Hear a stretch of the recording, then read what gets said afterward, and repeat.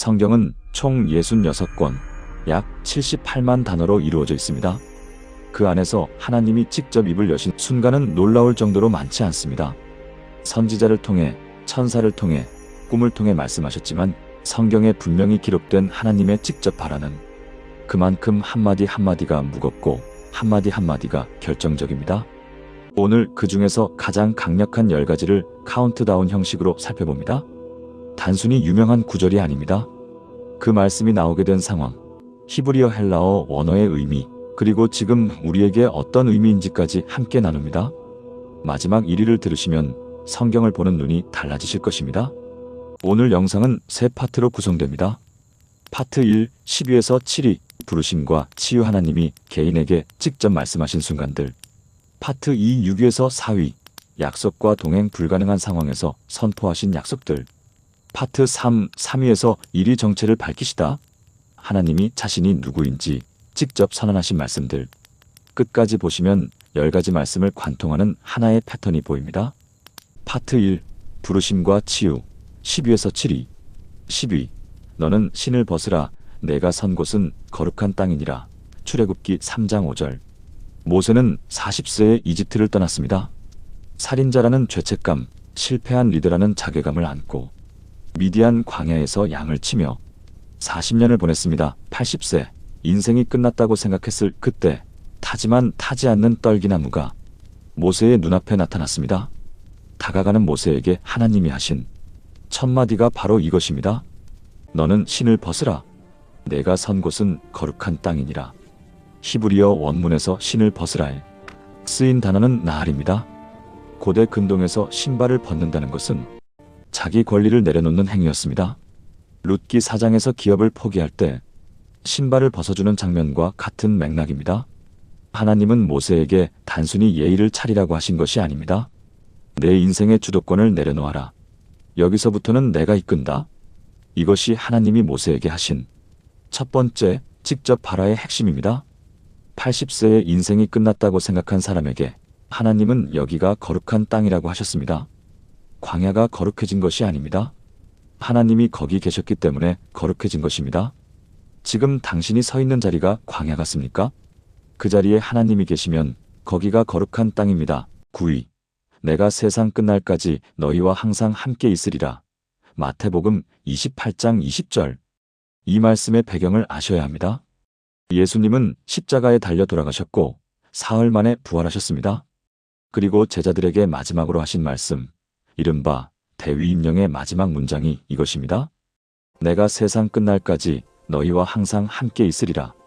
헬라어 원문에서 항상에 해당하는 표현은 파사스타스 헤메라스, 직역하면 모든 날들입니다. 항상이라는 추상적 표현이 아니라 하루하루, 매일매일이라는 뜻입니다. 좋은 날만이 아닙니다. 힘든 날, 우는 날, 실패한 날, 아무도 없는 날. 그 모든 날에 함께 있겠다는 것입니다. 그리고 이 말씀에는 놀라운 구조적 장치가 있습니다. 마태복음의 첫 장에서 예수님의 이름은 임마누엘로 소개됩니다. 임마누엘, 하나님이 우리와 함께 계시다. 그리고 마태복음의 마지막 문장이 내가 너희와 함께 있으리라. 마태복음은 함께로 시작해서 함께로 끝나는 책입니다. 성경 전체가 이 한 단어를 말하고 있습니다. 함께. 8위, 내가 너를 지명하여 불렀나니 너는 내 것이라. 이사야 43장 1절. 이사야 43장의 배경은 바빌론 포로기입니다. 이스라엘은 나라를 잃었습니다. 성전이 불탔습니다. 모든 것이 끝났습니다. 그 절망 한가운데서 하나님이 하신 말씀입니다. 야곱아, 너를 창조하신 여호와께서 이같이 말씀하시느니라. 두려워하지 말라. 내가 너를 구속하였고 내가 너를 지명하여 불렀나니 너는 내 것이라. 여기서 지명하여 불렀다는 히브리어 카라 베셈입니다. 이것은 단순히 이름을 안다는 뜻이 아닙니다. 고대 근동에서 누군가의 이름을 부른다는 것은 소유권을 선언하는 행위였습니다. 왕이 도시를 정복하면 그 도시에 자기 이름을 붙였습니다. 하나님이 당신의 이름을 부르셨다는 것은 너는 내 것이다. 아무도 너를 빼앗을 수 없다는 선언입니다. 2절에 이어지는 말씀은 더 놀랍습니다. 내가 물 가운데로 지날 때에 내가 너와 함께 할 것이라. 강을 건널 때에 물이 너를 침몰하지 못할 것이며 불 가운데로 지날 때에 타지도 아니할 것이라. 문제가 없을 것이라고 하지 않으셨습니다. 물이 있을 것이고 불이 있을 것이라고 하셨습니다. 그러나 그 한가운데서 함께 하시겠다고 하셨습니다. 지금 물 가운데 있습니까? 불 가운데 있습니까? 하나님은 알고 계십니다. 당신의 이름을 부르고 계십니다. 7위 나는 너를 치료하는 여호와임이라. 출애굽기 15장 26절.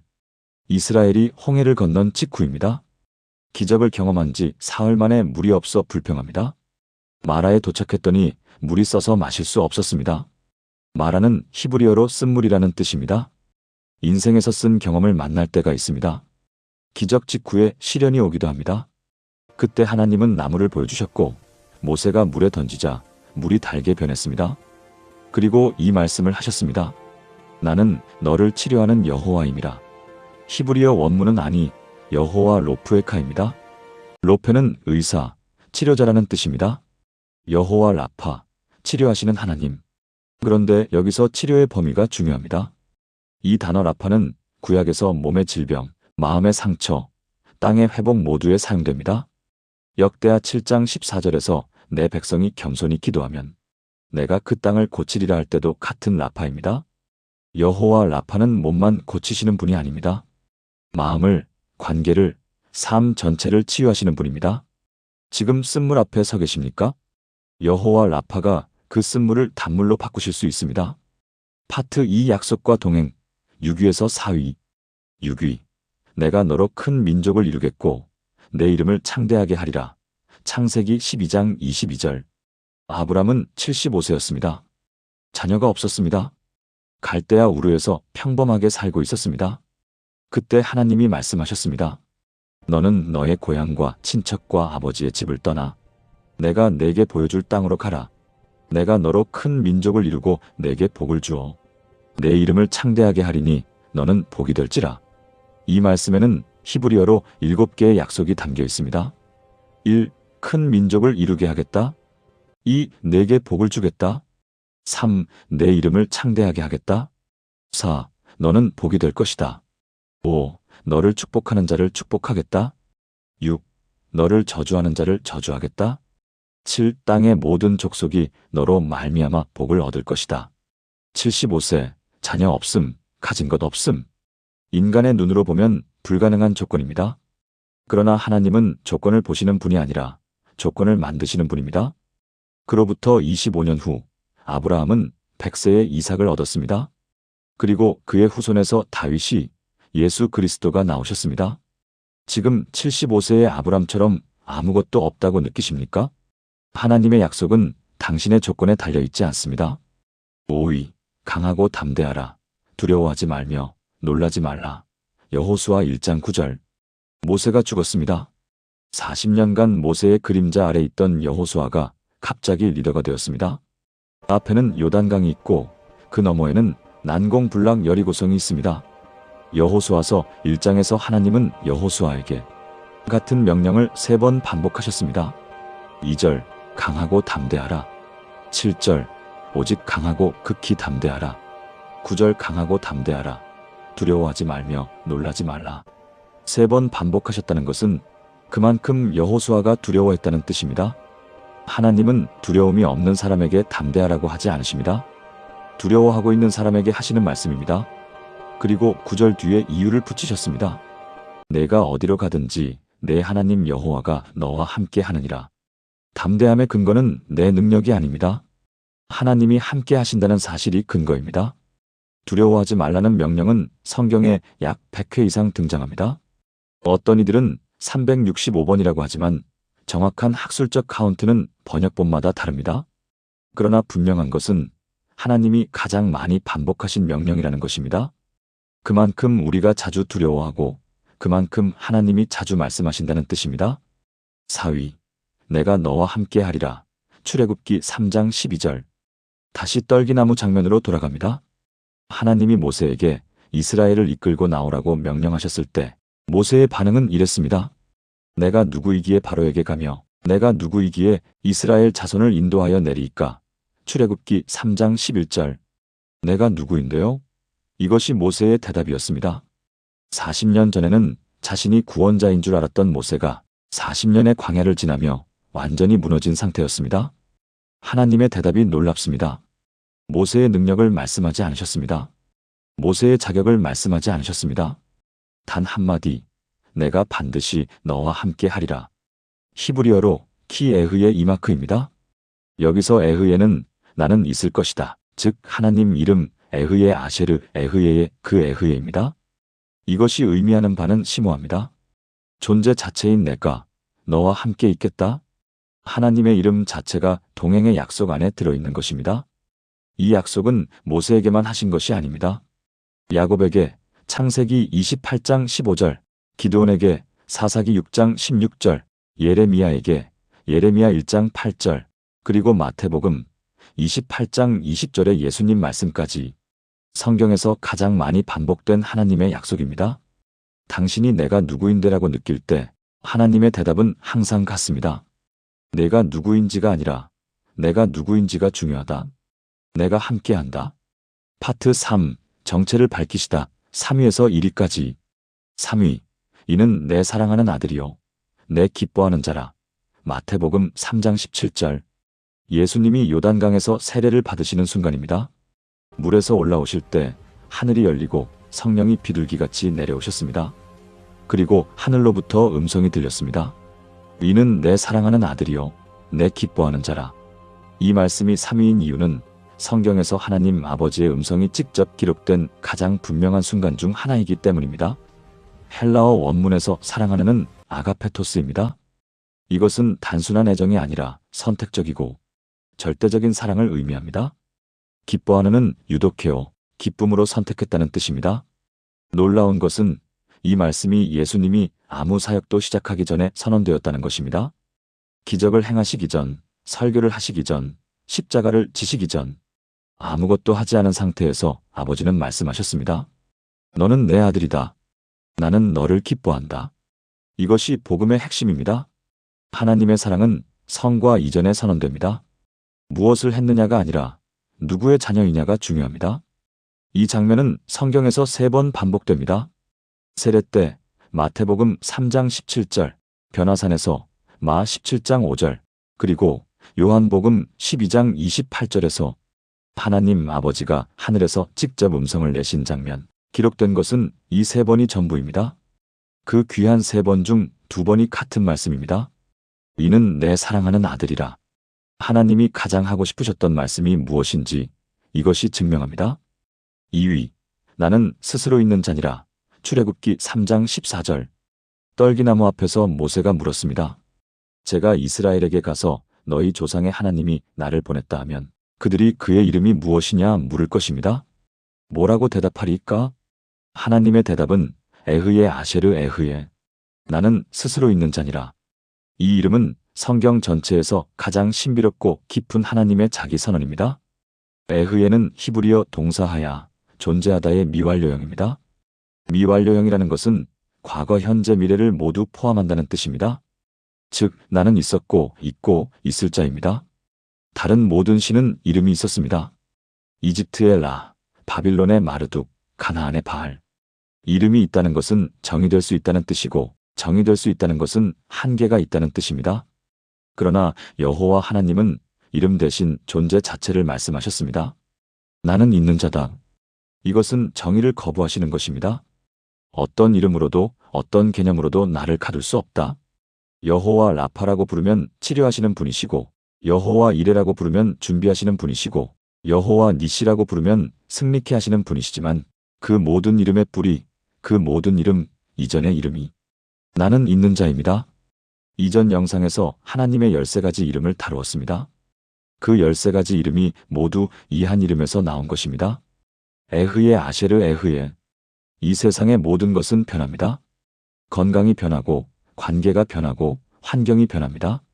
그러나 나는 스스로 있는 자는 변하지 않습니다. 어제도 계셨고, 오늘도 계시고, 내일도 계실 분. 이것이 하나님이 직접 밝히신 자신의 정체입니다. 1위, 빛이 있으라. 창세기 1장 3절. 마침내 1위입니다. 베레시트 바라 엘로힘 에트 하샤마임 베에트 하아레츠. 태초에 하나님이 천지를 창조하시니라. 그리고 2절. 땅이 혼돈하고 공허하며 흑암이 깊음 위에 있고 아무것도 없었습니다. 빛도 없었고 형태도 없었고 생명도 없었습니다. 히브리어로 토후와보후, 혼돈과 공허, 그 절대적 어둠 속에서 하나님이 입을 여셨습니다. 예이오르, 빛이 있으라. 그리고 빛이 있었습니다. 이 세 글자가 1위인 이유를 말씀드리겠습니다. 첫째, 이것은 성경에 기록된 하나님의 첫 번째 직접 말씀입니다. 66권의 시작, 모든 이야기의 출발점 하나님이 존재의 장을 여신 첫 마디가 빛이었습니다. 둘째, 말씀만으로 창조하셨습니다. 재료가 필요 없었습니다. 도구가 필요 없었습니다. 말씀 자체가 곧 실행이었습니다. 히브리어에서 다바르는 말씀이면서 동시에 사건이라는 뜻입니다. 하나님의 말씀은 단순한 소리가 아닙니다. 말씀 자체가 사건입니다. 셋째, 어둠이 먼저 있었습니다. 빛이 있기 전에 어둠이 있었습니다. 하나님은 어둠을 두려워하지 않으셨습니다. 어둠 한가운데서 말씀하셨고 어둠이 물러갔습니다. 이것이 성경 전체를 관통하는 패턴입니다. 혼돈 속에서 질서를, 죽음 속에서 생명을, 절망 속에서 희망을. 하나님은 항상 어둠 이후에 말씀하시는 분입니다. 요한복음 1장은 이것을 이렇게 해석합니다. 태초에 말씀이 계시니라. 이 말씀이 곧 하나님이시니라. 그 안에 생명이 있었으니 이 생명은 사람들의 빛이라. 빛이 어둠의 빛이 돼 어둠이 깨닫지 못하더라. 요한복음 1장 1절에서 5절, 창세기 1장 3절의 빛이 있으라와 요한복음 1장의 빛은 하나의 선으로 연결됩니다. 그 빛은 궁극적으로 예수 그리스도를 가리킵니다. 하나님이 직접 하신 첫 마디는 빛이 있으라였고 그 빛의 완성은 예수 그리스도의 오심이었습니다. 지금 당신의 삶이 토후와보후, 혼돈과 공허 속에 있다면 하나님은 지금도 같은 말씀을 하고 계십니다. 빛이 있으라. 그 말씀 한마디에 당신의 어둠이 물러갈 줄 믿습니다. 10가지 말씀을 돌아보셨습니다. 하나의 패턴이 보이셨습니까? 10위, 광야에서. 9위, 이별 앞에서. 8위, 포로기에. 7위, 쓴물 앞에서. 6위, 불임의 절망 속에서. 5위, 리더의 두려움 앞에서. 4위, 내가 누군데라는 자괴감 속에서. 3위, 사역 이전에. 2위, 정체를 묻는 질문 앞에서. 1위, 절대적 어둠 속에서. 하나님은 항상 불가능 앞에서 말씀하셨습니다.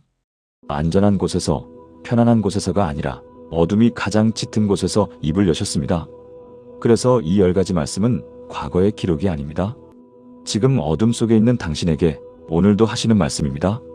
빛이 있으라. 내가 너와 함께한다. 두려워하지 말라. 너는 내 것이다. 이 영상이 위로가 되셨다면 좋아요와 구독으로 응원해주세요. 10가지 중 가장 마음에 닿은 말씀의 번호를 댓글로 남겨주시면 그 말씀으로 함께 기도하겠습니다. 다음 영상에서는 하나님이 직접 이름을 바꿔주신 5명을 다룹니다. 알림 설정해두시면 놓치지 않으실 수 있습니다. 말씀 일상이었습니다. 샬롬.